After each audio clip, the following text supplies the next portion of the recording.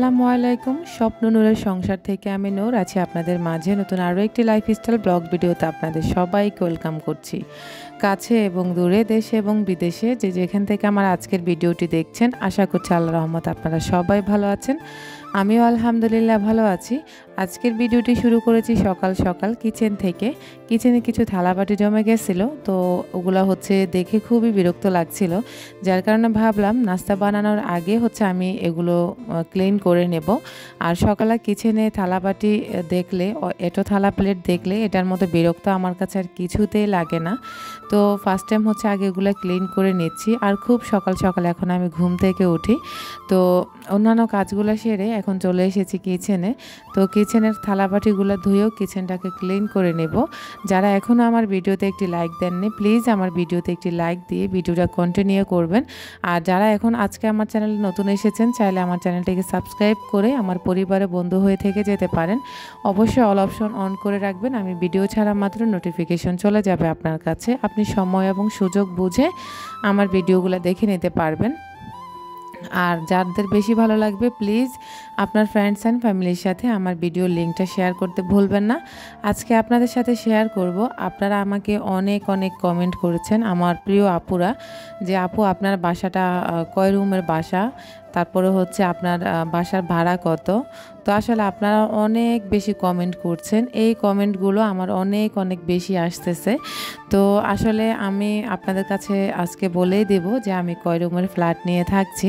তো আমার প্রিয় অনেক আপুদের মনেই অনেক বেশি কিউরিসিটি, ওনারা হয়তো খুশি হবেন আমার এই কথাগুলো শুনলে, বা আমি কয় রুমের ফ্ল্যাটে থাকি। তো যার কারণে ওনারা অনেক বেশি কমেন্ট করছেন, সেটা আমি বুঝতে পারছি। অনেক আপুই আমার সাথে রাগ করে আছেন আমি তাদের কমেন্টের কেন রিপ্লাই দিচ্ছি না।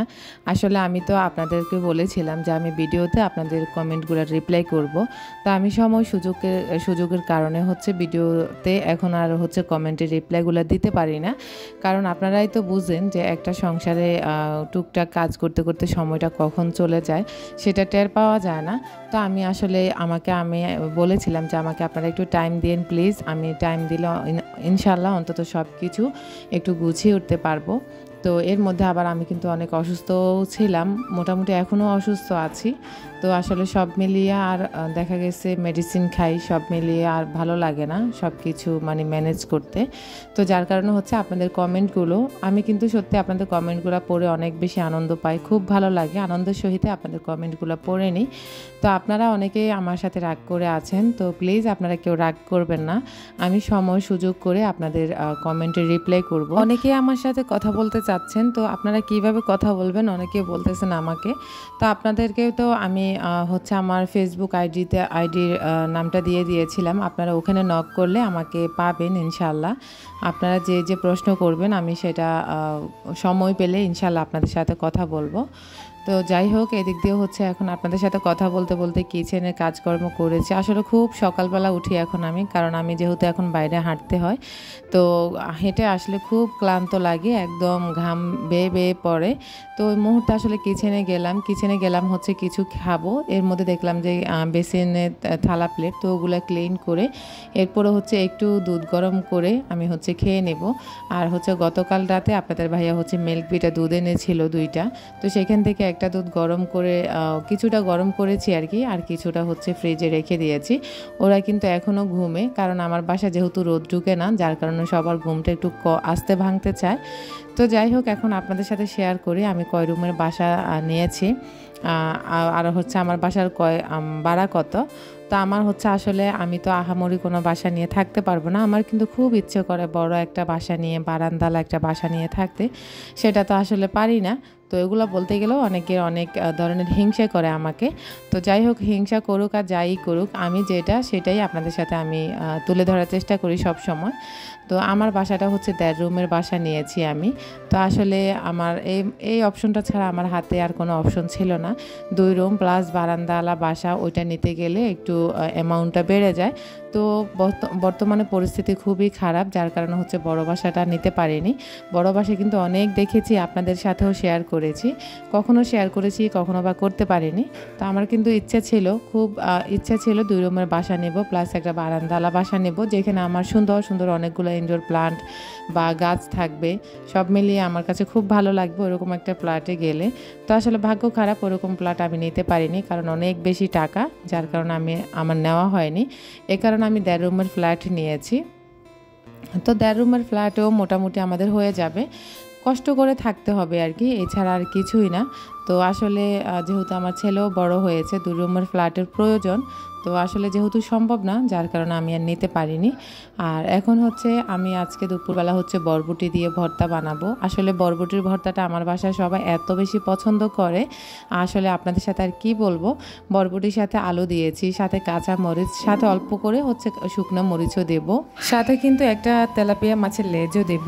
তো এভাবে ভর্তা কে কে খেয়েছেন আমি জানি না, তবে বরবটি আলু আর মাছের ভর্তাটা আমাদের দেশে খুবই জনপ্রিয় একটি ভর্তা বলা যায়, আর খুব ভালো লাগে এই ভর্তাটা খেতে। বিশেষ করে আমার হচ্ছে আরফানে খুব পছন্দ করে, যার কারণে হচ্ছে আমি ভর্তাটা এভাবে বানাই। আর ঝালটা খুব একদম কম দিই, যেহেতু ওরা খেতে চায়, যার কারণে হচ্ছে ঝালটা খুবই কম দিই। অনেকে ভর্তার মধ্যে এত বেশি ঝাল খান যেখানে আসলে ভর্তা মুখে নেওয়া যাবে না, তবে আমার এই ভর্তাটা হচ্ছে মিষ্টি মিষ্টি ঝাল আর কি, ওইভাবে হচ্ছে ভর্তাটা তৈরি করে নেব। তো আলু আর বরবটিগুলোকে ভালো করে সিদ্ধ করে নিয়ে এখন হালকা একটু তেলের মধ্যে ভেজে নেব, এতে করে সুন্দর একটা ফ্লেভার পাওয়া যাবে ভর্তাতে, আর ভর্তার মধ্যে পানসে ভাব থাকবে না। সাথে কিন্তু 3টা শুকনো মরিচও দিয়ে দিয়েছি। তো এবার আপনাদের কাছে বলি আমার বাসার ভাড়া কত। আমার বাসার ভাড়া হচ্ছে 4,500, আর হচ্ছে বিদ্যুৎ বিল তো আলাদা, গ্যাস বিল আলাদা, সম্পূর্ণ সব কিছুই আলাদা। শুধু 4,500 টাকা ভাড়া, 1.5 রুমের বাসা, কোনো বারান্দা নেই, কোনো রোদ নেই। তো একদম বিকেলবেলা হলে মনে হয় যে অন্ধকার রাত হয়ে গেছে, সকালবেলাও মনে হয় যে আমার বাসা একদম রাত। তা আমার বাসায় আসলে আলো বলতে কিছুই নেই। আমি হচ্ছে যদি কারেন্ট না থাকে ভিডিও মেক করতে পারি না, তখন ওই যে কারেন্টের জন্য অপেক্ষা করতে হবে, আর কারেন্ট আসার পরে হচ্ছে আমি ভিডিওগুলো তৈরি করতে হয় বা ভিডিও করতে হয় আর কি। দেখা গেছে অনেক সময় আমি ভিডিও করতে পারছি না এ বাসা আসার পরে, দেখা গেছে কারেন্ট চলে যায়, তো যার কারণে হচ্ছে আসলে সবসময় ভিডিওটা করতেও কষ্ট হয়ে যাচ্ছে কারেন্টের কারণে। একটু আলো বা সকালবেলা রোদটা থাকলে বাসাতে দেখতেও ভালো লাগে। আশা করি আপনারা আপনাদের কমেন্টের রিপ্লাইটা পেয়ে গেছেন। তো আসলে আমি আপনাদেরকে জানাবো বা বলবো এরকমই প্রতিদিনই মনে করি, কিন্তু আসলে আমি হঠাৎ করে ভুলে যাই, অন্যান্য ভিডিওর কথাগুলো বলতে গেলে ওই কথাগুলো ভুলে গেছি, যার কারণে হচ্ছে একটু লেট হয়ে গেছে আপনাদের সাথে এই কথাগুলো শেয়ার করতে করতে।